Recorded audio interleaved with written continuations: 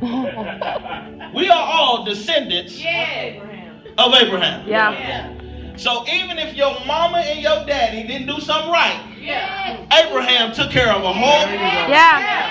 Man, leave me alone. Abraham took care of a whole lot of stuff, and you got a whole lot of stuff coming to you based on Abraham's faith. Yeah. I will make your descendants as numerous as the stars. And then the sky will give them all these lands, and through your offspring, all nations on earth will be blessed. This is why you gotta stay. Wow. Because through your offspring, if you don't stay, you mess up the blessing of your offspring. Woo!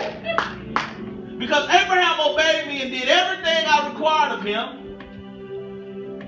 Abraham, because he obeyed and did everything that was required of him, keeping my commandments and my decrees and my instructions. So Isaac stayed in Gerar.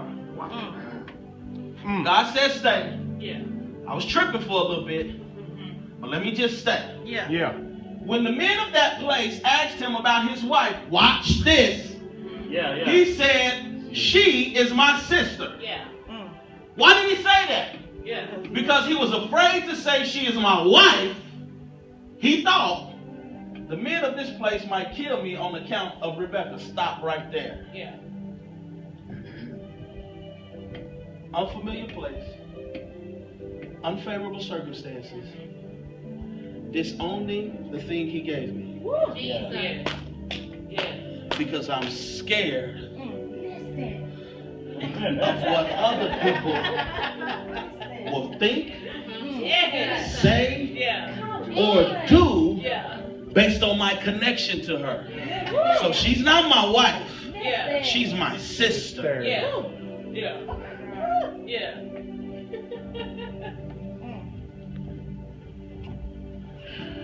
Because she is beautiful, that's a whole other message if looks could kill. When Isaac had been there a long time, Abimelech, king of the Philistines, looked down from a window and saw Isaac, here it is, caressing his wife, Rebecca. When you are not supposed to disown what God gave you, God will allow the enemy to see you connected to it just so the enemy don't get it twisted. You can't lie yourself out of purpose. You can't run yourself out of purpose. Many are called, few are chosen. The called people can get away with it because they were called, not chosen. But the chosen people, you don't have a choice in the matter. Because he had already predestined your choice to be made. She's not my sister. She's not my wife, she's my sister. And then, in the cool of the day, you chilling. And this is when the promise feels good. And you're proud of the promise. And you're excited about the promise. And you get caught loving on the promise. You loving on the promise. Oh, now that's your promise?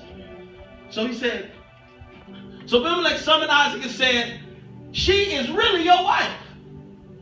Why did you say she is my sister? Watch this. Isaac answered him, because I thought I might lose my life on account of her. I thought I might lose my wife on account of her. Here it is. Then Abimelech said, what is this you have done to us?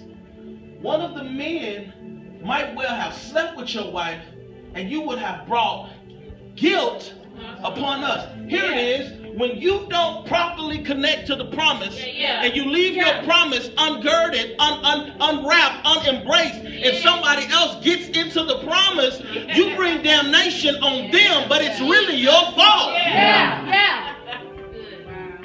So don't talk to me about how I treat your wife when you...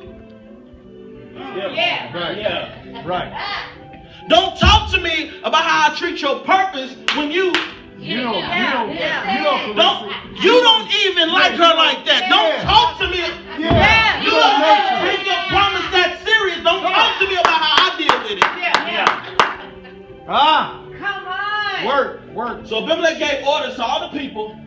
And he said this, now I got to make up for it. Check this out. Because I know who he is and who his promise is, anyone who harms this man or his wife shall surely be put to death. And he didn't know all this time God already had his back. Yeah. You didn't have to lie. Yeah. Not at all. I told you to stay. Yeah. Woo. Yeah.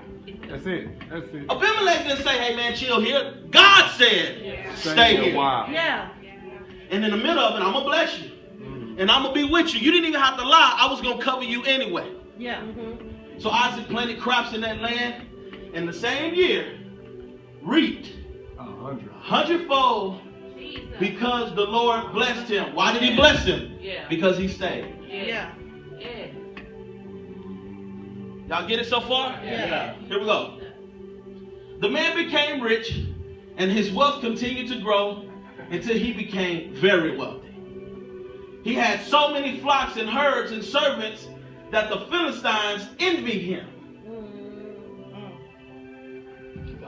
In a foreign, in an uncomfortable, Yeah. in an unfavorable, Yeah. and it don't feel good, Yeah. and it hurts, and it's rough. Yeah. I ain't making it. It's hard. I'm tired. I'm ready to give up. Yeah. In the middle of all of that, he got very wealthy, and he had so much that everybody around him envied him. Why? Because he stayed. When he stayed, he had nothing. Because he stayed, he gained. Jesus. I gotta preach this somewhere else to some hollering people. When he stayed, he had nothing. Yeah. But because he stayed, he gained everything. What is staying? Can I tell you what staying is? That's right. That's right. It's a state of mind Come on now. that I'm not deviating from it. Yeah. I feel God. I'm not deviating from anything that God said do. Yeah. I don't care what it looks like. I don't care what it feels like. I don't care about Abimelech. I don't care about them. I don't care about they. I don't care about it. I don't care about nothing. I know what he said, so I'm going to stay because of what he said until I see it come to pass. Wow. So, you had so many flocks, they envied him. So all the wells that his father's servants had dug in the time of his father Abraham, the Philistines stopped up. They stopped filling them with earth. They started filling them with earth. So then Abimelech said to Isaac, move away from us.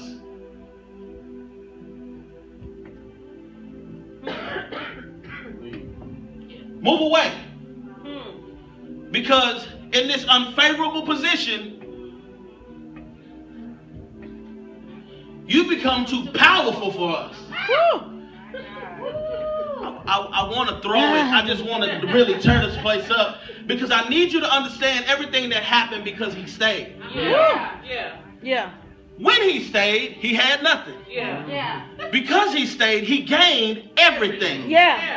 Not only did he gain everything so that the king said, look, I'm the king, I got a lot. And you in here and you got more than I do. You need to move.